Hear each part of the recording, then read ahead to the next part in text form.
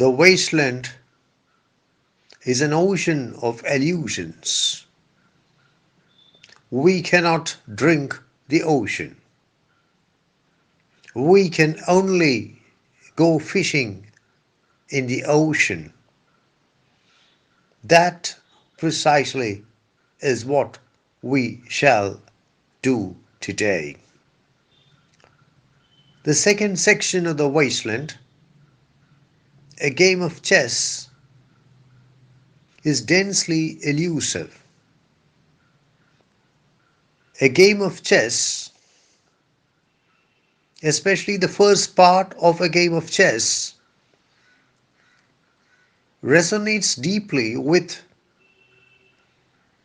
a number of earlier passages in Western literature, including the description of Dido's festal chamber in Virgil's Aeneid, the description of Imogen's bedroom in Shakespeare's Cymbeline,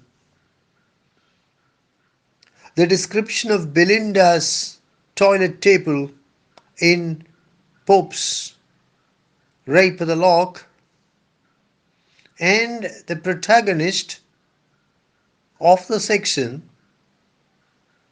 strongly reminds us of an earlier Eliot character, Proofrock. The chair she sat in, like a burnished throne, glowed on the marble. This is clearly evocative of the famous barge scene in Antony and Cleopatra, Antony and Cleopatra 2:2, where Enobarbus gives a detailed description of how Cleopatra appeared before Mark Antony in a barge. This is what Enobarbus says. The barge she sat in, like a burnished throne, burned on the water. Then he goes on to describe how the poop or the rear deck was made of beaten gold, was made of hammered gold, how the sails were purple, and how the sails were perfumed so strongly that the winds became lovesick. The winds fell in love with the sails. Enobarbus is something of a misogynist. And it is interesting to note that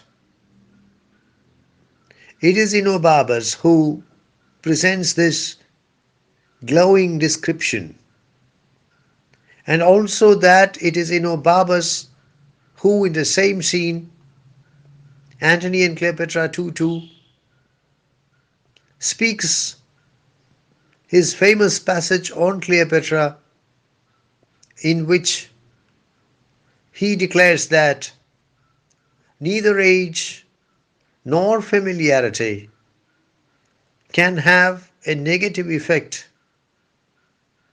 on Cleopatra. This is what Enobarbus says. Age cannot wither her, nor custom stale. Her infinite variety, other women cloy the appetites they feed, but she makes hungry where most she satisfies. I am getting distracted. I am here to teach you the wasteland, not Antony and Cleopatra. The point I am trying to make is that the protagonist of the first part of a game of chess is a latter-day Cleopatra. Eliot's effort is to present a picture of modern sexuality. As the section progresses, we shall realize, though the protagonist is like Cleopatra in some ways, she is also dramatically unlike Cleopatra in many crucial ways. We get a spectacular description of the woman's dressing room. The chair is like a polished throne. The floors are marble. The woman is in front of a mirror. The room is lighted by a seven-branched candlestick. The jewels glitter. The cases are made of satin. The vials are made of ivory and colored glass. The air is thick with perfume.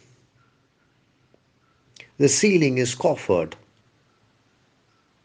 The mantel is antique.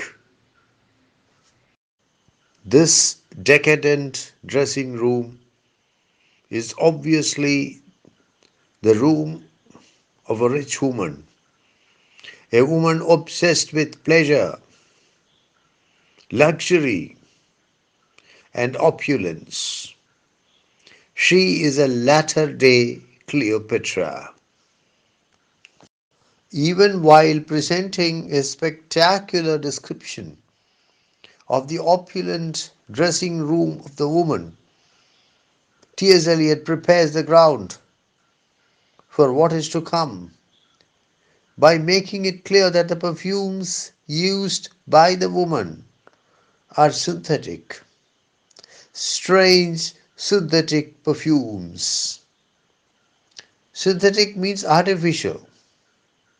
Synthetic means made through chemical synthesis, especially to imitate a natural product, as in the case of synthetic rubber. Not just that, the effect produced by these perfumes are troubled and confused. Troubled, confused, and drowned the sense in orders. Troubled, confused, and drowned the sense in orders. There is more in this than meets the eye. The life of the woman itself is synthetic, is artificial. There is no sincerity. There is no truth at the bottom of her life. And her life is troubled and confused.